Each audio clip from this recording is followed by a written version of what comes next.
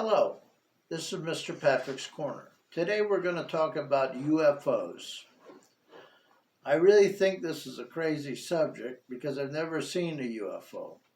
I've talked to people who have, but I've never seen one.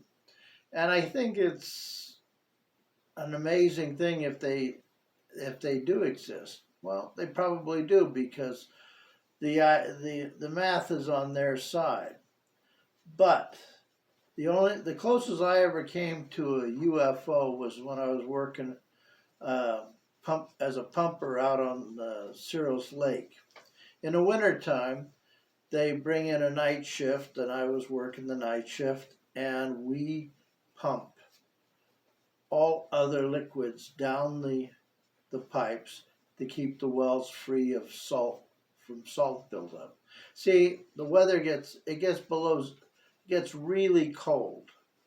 It goes down to like 18, 19 degrees above zero, and that causes the ice to solidify. So you go around, you get paid, you go running around out in the middle of nowhere because the field that we use is liquid mining. So they pump stuff into the lake and then out of the lake. And if the pipes are salted up, you can't get anything out. So one night I'm working there, minding my own business. It's about 1:30 in the morning. And, I'm working my wells. And suddenly I get a spotlight on me. Like you ever see those spotlights on that the helicopter pilots use, or they have the UFO sighting and suddenly there's a bright white light? Well, that was a spooky, an AC-30 gunship. They were practicing out on the Naval Test Center, and they thought it'd be a hoot to practice their skills on a poor old truck driver trying to unice the deal, minding his own business. The next thing I know, I've got these lights all over me. And I'm thinking, what the hell did I do to deserve this? But that's some of the stuff you see out there you wonder about. Like, you don't think about badgers out in the desert. Well, badgers are here in California, and they're out on Cerros Lake. They've got several protected species. There's a couple places where you can't go over 5 miles an hour because you don't want to disturb the birds.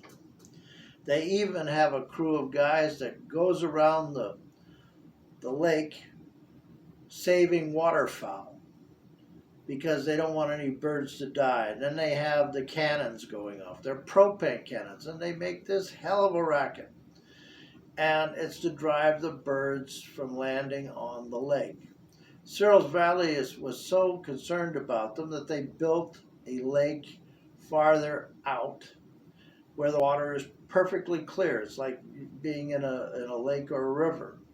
They can't. You see, the trouble is the waterfowl don't know that this water is poisonous. It has arsenic in it and a lot of other stuff. You wouldn't want to drink it or swim in it. So the company came to a agreement with the state of California, and they hired these crews to go out there and rescue waterfowl. They're on these little whale boats, and they have their nets out, and they go charging around saving waterfowl. They're pretty good at it. But I find it humorous that the state of California cares more about a duck or a geese than they do about some of the children in this state. It's just weird. America's a weird country. We do a lot of stuff that doesn't make any sense to anybody else, especially foreigners. They look upon us as like, really, guys? You really do that? Yeah, they really do.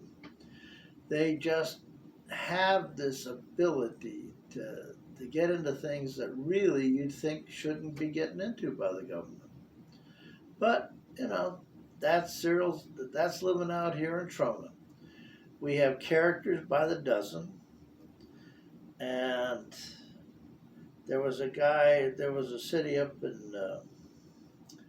north on the coast, and this guy was going to put a statue of Theodore Roosevelt out in San Jose, and the guy says, "Oh, well, we got too many white guys already. We're not. No, you can't put that statue." He was going to pay for the foundation, the statue, and the placement, but the mayor said we got too many white guys. So the statue, and I was thinking about it. I thought it'd really be fun. We should put it down here in Trona, in the rest area. The tourists would like it, and he was a naturalist, and I think the idea of Theodore Roosevelt, he came by here a couple of times to check out Death Valley, and you'd think that would be a pretty neat statue to have, but nobody in town wanted it except me, and of course that didn't go very far. But I did like the humor of it. All right, well, that's it. Oh, and we're getting back to the UFOs. I have a train of thought about the same as a gnat. If UFOs were going to come here, the only way you could do it, because the speed of light is so tough to get to, and it would take multiple generations. Nobody has that lifespan. So they'd have to clone and use artificial insemination, and then, and put everybody in a freezer.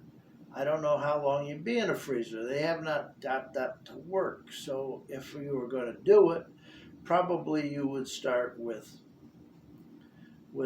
sperm and eggs, and then you could manipulate the sperm and egg, and then insert it into a female earthling, and in 9 months you'd probably have your first alien.